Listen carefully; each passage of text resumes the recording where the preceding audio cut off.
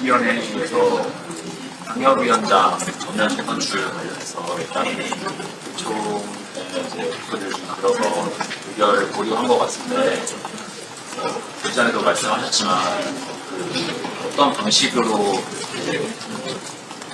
진행이 돼야 된다고 생각하는지 오늘 이제 축사에서 당원 중심에서 국민 중심으로 가야 된다 이런 얘기로 의견을 드렸는데 실제로 지도부 일각에서는 뭐 당원 말고 국민의 목소리도 좀 반영하는 방식의 재선출 얘기도 나오더라고요. 이제 의원님께서는 어떤 식이 적절하다고 보시는지. 중요한 건 의도. 국민의 피 같은 세금으로 유지되는 공당이, 전통의 공당이 이렇게 사당화의 길로 가면 안 됩니다. 그러면 이재명 민주당 정권의 폭주를 견제할 수 없습니다. 그건 지지자들과 국민의 뜻을 저버리는 길입니다.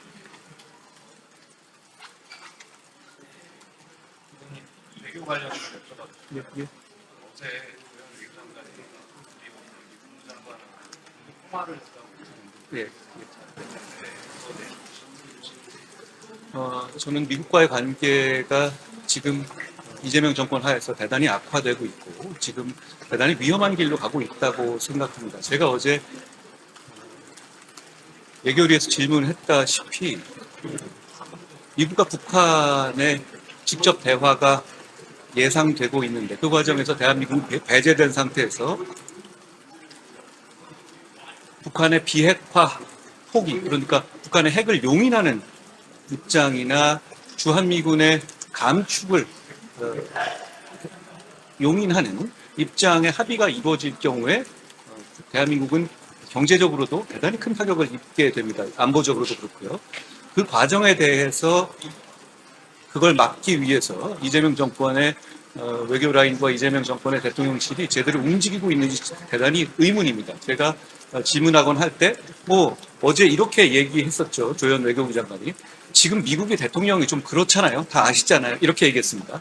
그게 일국의 외교 장관이 국회의원의 질문에 대해서 전 국민 앞에서 할 말인지 대단히 우려스럽다라는 말씀 드리고 싶어요.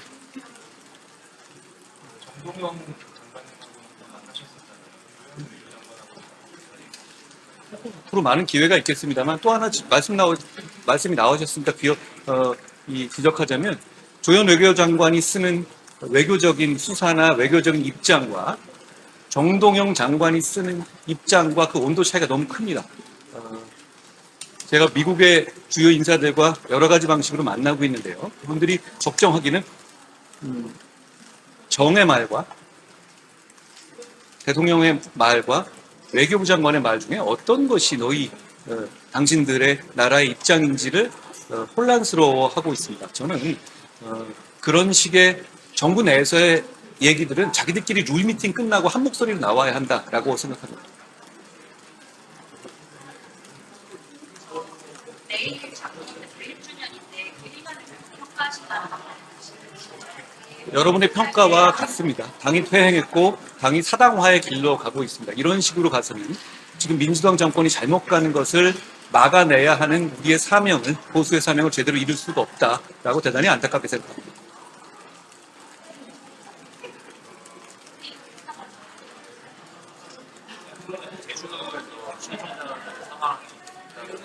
예. 이 과정에서 이제 검찰의 보안수사권을 빼앗는 게 맞냐라는 의견도 많이 나오고 있는데 의원님 말씀. 그 제주의 연쇄 실종이 암장되고 있는 것. 연쇄 암장 사건 같은 경우는 보안 수사권 때문에 일어난 건 아니지만 견제와 균형이 없이 경찰 한 명이, 한 기관이 중요한 일을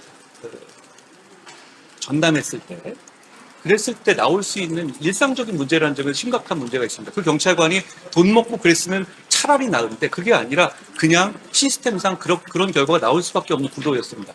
그건 민주당이 10월 2일부터 만들 망쳐진 대한민국을 미리 보기 하는 셈입니다. 저는 이런 식의 일처리가 다른 모든 영역의 사건에서 반복될 겁니다.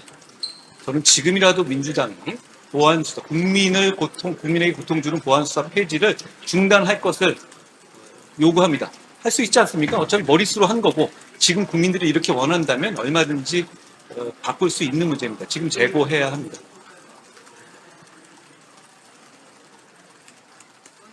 일일 배움 기금에 대해서는 좀 초과세수를 가지고 한다는 건 말씀이시죠? 초과세수는 그렇게 쓰게 되어 있는 돈이 아닙니다. 어느 순간에 지금 이건 정부가 잘해서 들어온 돈도 아니고 반도체 사이클 때문에 초과세수가 만들어진 것인데 그걸 반도체 사이클이 끝날 때의 미래를 대비하는 구조로 가야지 이걸 쌈짓돈처럼 쓰면서 자기들이 어떤 정치적 목적을 달성하겠다 이런 식으로 나와서는 안 되는 겁니다.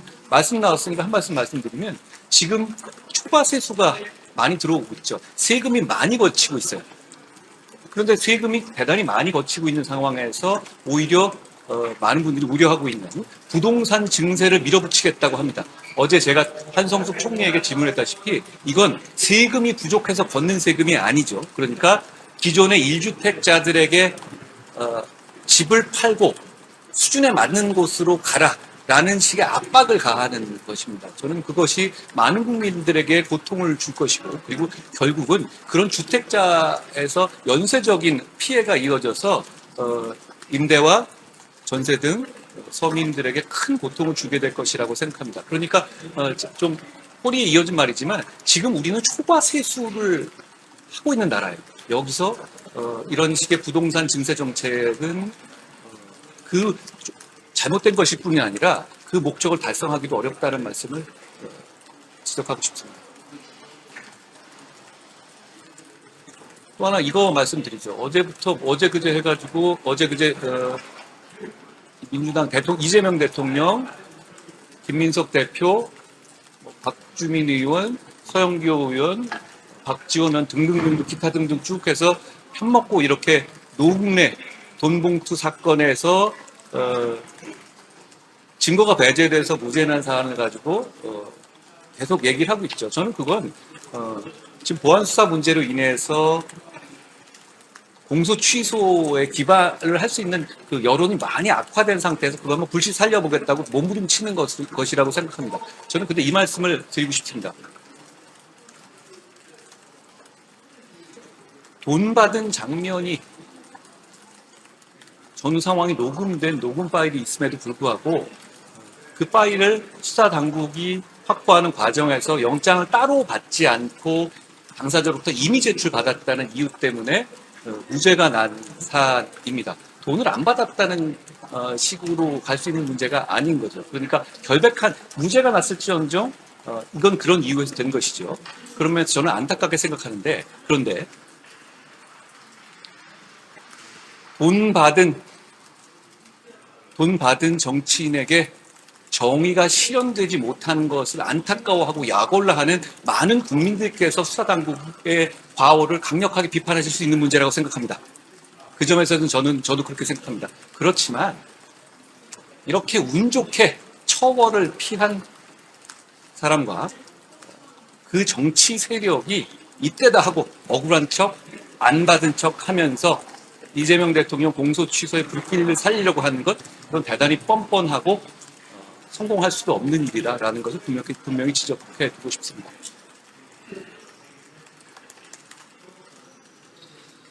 하나만 더 여쭐게요. 말씀 많이 주셨지만 실제로 말씀하신 것 같아요. 조미대 대법원장 문제 관련해서 여당에서 계속 공격하고 있고 대법관 제청 제도도 지금 통과하려고 하는데 제가 어제 정무석에 이렇게 질문했습니다. 대한민국은 삼권 분립의 나라입니다. 그 삼권 분립에서 대통령이 우위에 있습니까? 그렇지 않습니다. 대법원장에게 제청하라고 한 이유는 대통령의 입맛에 맞는 사람으로만 사법부가 구성되는 것을 막기 위한 헌법적 장치입니다. 그걸 뭉개면서 우리랑 사전에 얘기 안 했으니까 이 사람을 안 해주니까 너는 탄핵하겠다. 대한민국이 그 정도 나라입니까? 그러려면 왕정해야죠. 이재명 대통령은 자기가 왕인 것 같다고 착각하는 것 같습니다. 이재명 대통령은 왕이 아닙니다. 그리고 다시 한번 이렇게 여쭤보죠. 판사들은 어떤 대단한 능력이라기보다는 합리적인 생각과 균형 감각, 정치적으로 치우치지 않는 태도, 이게 중요한 것이죠. 그렇지 않습니까? 그런데 조희대 대법원장이 제청한 손봉기 판사는 왜 안 되는 겁니까? 이재명 대통령이 보기에. 역설적으로. 그러면 이재명 대통령이 그렇게 시키고 싶어하는 김민기 판사는 왜 꼭 김민기 판사여야 하는 겁니까? 왜 손봉기는 안 되고 김민기여야만 하는 것인지 그 점을 답해야 합니다. 이유는 분명하지 않습니까? 그렇게 자기 입맛에 맞고 자기 방어해 줄 사람으로만 대법원을 채운다면 이 나라는 민주주의 국가가 아닙니다. 그리고 이런 함의도 있는 거예요. 앞으로 지금 이재명 대통령 민주당이 법을 바꿔서 대법관을 증원했잖아요. 이재명 대통령 임기 내에 그 열 몇 명, 그러니까 그 플러스 그리고 추가로 지금 임기가 만료되는 자리까지 포함해서 대단히 많은 대법관들을 임명하게 돼 있죠. 저는 거기서 이미 대법원을 제압해서 자, 앞으로는 적어도 이거는 이대로 넘어가더라도 앞으로는 내가 시키는 사람 할 수밖에 없을 거야 라는 식으로 압박하고 있는 거라고 봐요. 그러니까 앞으로 임명할 모두는 진짜로 우리 말 들어야 돼 라고 겁주는 겁니다. 그러니까 플랜카드 걸고 이런 거 아닙니까? 제가 그 플랜카드 위에다가 헌법하게 민주당, 그러니까 조희대는 물러나라 이렇게 써놨더라고요. 그 위에다가 헌법하게 민주당이 물러가야 한다고 썼습니다. 국민들은 그렇게 생각하실 겁니다. 좀 할까요? 고맙습니다. 고맙습니다.